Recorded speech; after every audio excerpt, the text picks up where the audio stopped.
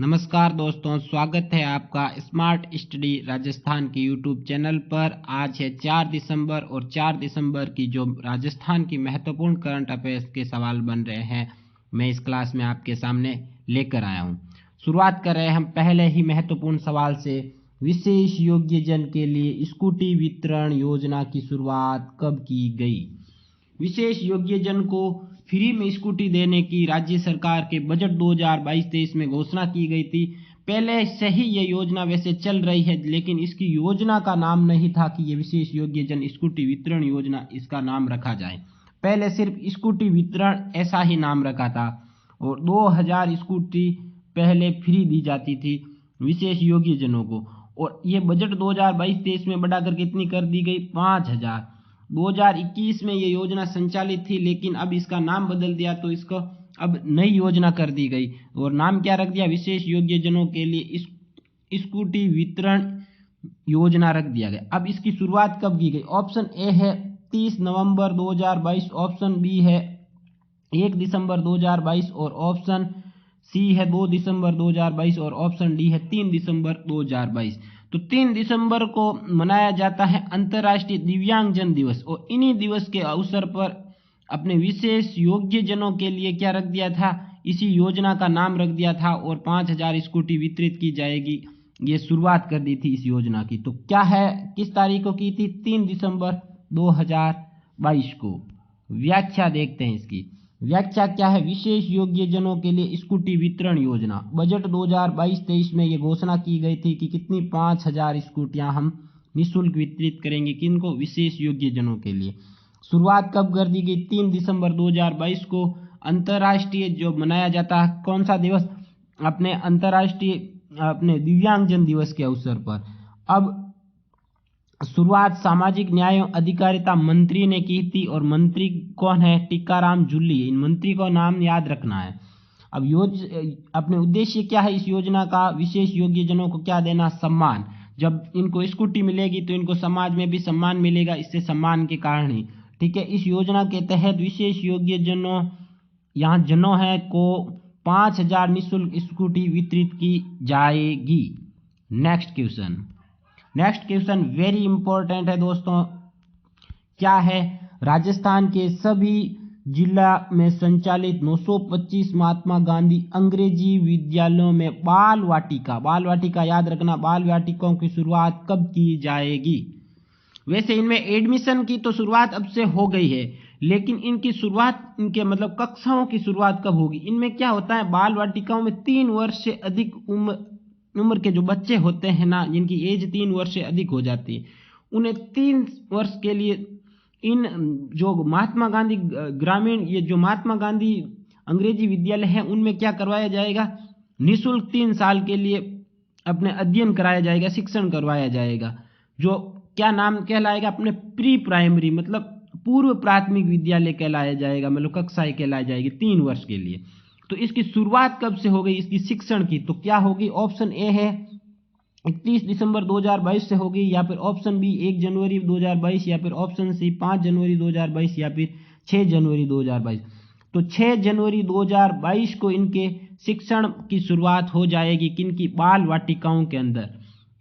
इसकी व्याख्या देखते हैं। बाल वाटिका क्या है? बाल वाटिका में 3 वर्ष या इससे अधिक के उम्र के बच्चों को बाल वाटिका में 3 वर्ष के लिए शिक्षण दिया जाएगा, अलग से शिक्षण दिया जाएगा, और इसको क्या नाम दिया गया? Pre primary. और प्री प्राइमरी होती है, उन्हें क्या नाम दे दिया गया? राज्य सरकार द्वारा बाल वाटिका दे दिया। अब बाल वाटिका संचालित कहाँ होगी? जो ये अपने महात्मा गांधी जो स्कूल है ना, महात्मा गांधी अंग्रेजी माध्यम स्कूल, उनके परिसर में ही। इसकी बजट घोषणा पहले से ही की जा चुकी है 2022-23 में। बाल वाटिका शिक्षण की शुरुआत 6 जनवरी 2023 को होगी, याद रखना ये शिक्षण की शुरुआत। और इसमें सप्ताह में 5 दिन चलेगी, और कितने घंटे चलेगी? एक दिन में 4 घंटे क्लासेस चलेगी, और प्री प्राइमरी कक्षाएं लगाई जाएगी। इनमें बच्चों की पढ़ाई के लिए पाठ्यक्रम व पुस्तकें राज्य शैक्षणिक अनुसंधान प्रशिक्षण परिषद उदयपुर द्वारा तैयार किया जाएगा, ये याद रखना है हमें बाल वाटिका के बारे में पूरा। नेक्स्ट क्वेश्चन, राजस्थान का पहला स्वचालित रोपवे किस जिले में बन रहा है? ये राजस्थान का 5वां रोपवे है, लेकिन स्वचालित रूप से पहला रोपवे किस जिले में बन रहा है? ऑप्शन ए है जयपुर, ऑप्शन बी है जोधपुर, ऑप्शन सी उदयपुर और ऑप्शन डी है कोटा के अंदर। तो किस जिले में निर्माण किया जा रहा है? जयपुर जिले में। ये जयपुर जिले का दूसरा रोपवे होगा और स्वचालित रूप से पहला रोपवे होगा और राज्य का 5वां रोपवे होगा। व्याख्या देखते हैं। व्याख्या क्या है? राजस्थान का पहला स्वचालित रोपवे जयपुर के खुले के हनुमान जी मंदिर परिसर में बन रहा है। यह राजस्थान का 5वां तथा जयपुर का दूसरा रोपवे होगा। और इस रोपवे का क्या नाम दिया गया? नाम याद रखना, पूछा जा सकता है। क्या नाम दिया? अन्नपूर्णा माता रोपवे। लंबाई 436 मीटर। अब राजस्थान में संचालित रोपवे, इसको स्मार्ट फैक्ट के रूप में देखते हैं। पहला रोपवे 2006 में सुंदा माता रोपवे जालोर में सबसे लंबा रोपवे है। मनसा पूर्णा करणी माता उदयपुर के अंदर रोपवे है, जो दूसरा रोपवे 2008 में शुरुआत हुई थी। तीसरा रोपवे है अपने सावित्री माता रोपवे, जो पुष्कर में है, 700 मीटर का है, 2016 में शुरुआत हुई थी। और चौथा 2019 में, मई 2019 में हुई थी अपने शुरुआत सामोद वीर हनुमान मंदिर चोमू पड़ता है जयपुर के अंदर, 400 मीटर का रोपवे है। नेक्स्ट क्वेश्चन देखते हैं हम। राजस्थान कृषि श्रमिक संबल मिशन। अब राजस्थान किसान साथी योजना के तहत क्या किया गया था? 11 मिशन शुरुआत की गई थी। इसके तहत एक मिशन है राजस्थान कृषि श्रमिक संबल मिशन। इसमें क्या होता है? जो कृषि कार्य नहीं करते हैं, उनके भूमिहीन कृषक होते हैं, कृषि कार्य तो करते हैं लेकिन भूमि नहीं होती है, उनके लिए क्या किया जाए? राज्य सरकार द्वारा एक 5,000 रुपये का दिया जाएगा अनुदान। 5,000 रुपये दिए जाएंगे। 5,000 रुपये के तहत वो क्या करेंगे? अपने ऐसे मतलब वो कृषि कार्य के लिए जो उपकरण खरीद पाएंगे, 5,000 रुपये प्रति परिवार के रूप में अनुदान दिया जाएगा। तो इस मिशन के तहत भूमिहीन कृषि श्रमिकों के लिए जो अपने कौशल प्रशिक्षण की शुरुआत किस जिले से की गई? तो क्या वह जयपुर से की गई, या फिर जोधपुर से की गई, या फिर उदयपुर से की गई, या फिर चित्तौड़गढ़ से? तो चित्तौड़गढ़ जिले से इसकी शुरुआत की गई थी। भूमिहीन कृषि श्रमिकों के कौशल प्रशिक्षण की शुरुआत कब की गई थी? 1 दिसंबर से। इसकी व्याख्या देखते हैं हम। व्याख्या महत्वपूर्ण है। व्याख्या में क्या है? राजस्थान कृषि श्रमिक संबल मिशन के तहत भूमिहीन कृषि श्रमिकों के लिए कौशल प्रशिक्षण की शुरुआत चित्तौड़गढ़ जिले से 1 दिसंबर 2022 को की गई। इस मिशन के तहत 2 वर्ष के अंदर, कौन सा? ये कृषि श्रमिक संबल मिशन के तहत क्या होता है? 2 वर्ष के अंदर 1 लाख भूमिहीन कृषि श्रमिकों को कौशल प्रशिक्षण तथा क्षमता निर्माण का प्रशिक्षण देने की योजना है। अब क्या है? राजस्थान कृषि श्रमिक संबल मिशन, ये बजट 2022-23 में घोषणा की गई 11 मिशन के अंदर एक ये भी मिशन है। इसमें क्या होता है? कृषि यंत्र खरीदने के लिए प्रति परिवार 5,000 रुपये का अनुदान दिया जाएगा। किन परिवारों को दिया जाएगा? भूमिहीन परिवारों को। Next question. नेक्स्ट है, देश की अब तक की सबसे बड़ी स्काउट गाइड जम्बूरी का आयोजन पाली जिले में कब किया जाएगा? ये पाली जिले के रोहट तहसील में निम्बोली ब्राह्मण गांव में कब से कब तक आयोजित होगा? पहला ऑप्शन है अपने 1 से 4 जनवरी 2023, 4 से 6 जनवरी 2023, 4 से 10 जनवरी 2023, ऑप्शन डी है 10 से 14 जनवरी 2023। तो इसका आयोजन 4 से 10 जनवरी 2023 को होगा। और ये कौन सा संस्करण है? जम्बूरी प्रतियोगिता का 18वां संस्करण है। वेरी इंपॉर्टेंट है 18। ये भी याद रखना, एक G20 का 18वां सम्मेलन, ये भी याद रखना, जिसकी अध्यक्षता भारत कर रहा है। अगला इसकी व्याख्या महत्वपूर्ण है। देश में अब तक की सबसे बड़ी स्काउट गाइड जम्बूरी का आयोजन पाली जिले के रोहट तहसील के निम्बोली ब्राह्मण गांव याद रखना। गांव पूछे जा सकते हैं, पूछे जा रहे हैं अभी एग्जाम में गांवों का सबसे ज्यादा। तो पहला गांव है, यह गांवों के बारे में, जो गांव में महत्वपूर्ण घटनाएं हुई उनके बारे में। तो कब से कब तक आयोजन? डेट भी याद रखना, 4 से 10 जनवरी 2023 तक।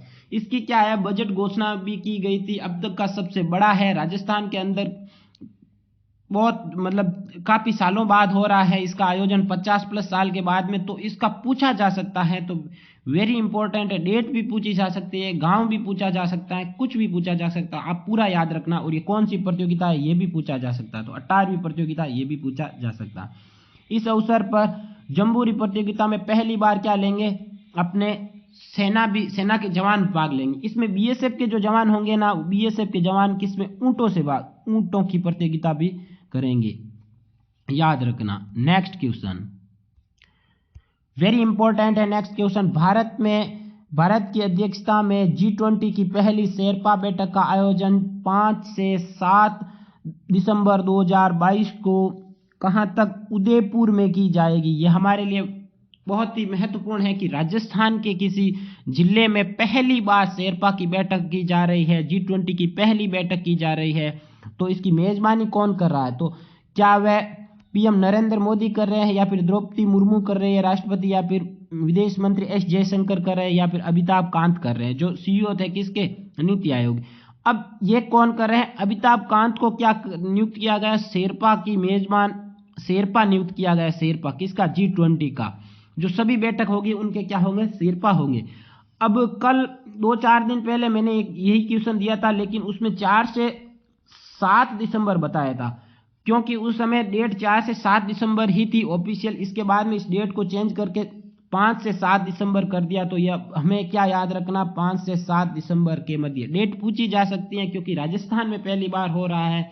यह हमारे लिए बहुत बड़ी गर्व की बात है, और अंतर्राष्ट्रीय स्तर पर ऐसी कोई बैठक हो रही है तो इसकी डेट भी पूछी जा सकती है। इसकी व्याख्या देखते हैं। 1 दिसंबर 2022 को भारत G20 की औपचारिक रूप से अध्यक्षता ग्रहण कर लिए। इसकी बैठक होगी 9 से 10 सितंबर 2023 के अंदर। कहाँ होगी? नई दिल्ली के अंदर होगी। और 18वां सम्मेलन की अध्यक्षता करेगा कौन? भारत। अब G20 की पहली शेरपा बैठक राजस्थान के उदयपुर में 5 से 7 दिसंबर, डेट याद रखना 5 से 7 दिसंबर। शेरपा मीटिंग की मेजबानी अमिताभ कांत करेंगे, और G20 की थीम भी याद रखना, क्योंकि भारत अध्यक्षता कर रहा है। राजस्थान के काफी जिलों में इनकी बैठक भी होगी, जिसमें डेलीगेट्स की सम्मेलन की भी बैठक जोधपुर के अंदर होगी फरवरी 2023 में। तो थीम याद रखना है हमें, एक धरती, एक परिवार और एक भविष्य। तो आज के जो महत्वपूर्ण करंट अफेयर्स की क्लास थे, जितने सवाल थे मैंने दे दिए हैं। और क्लास को लाइक करना, शेयर करना, चैनल को सब्सक्राइब करना। धन्यवाद दोस्तों, जय हिंद।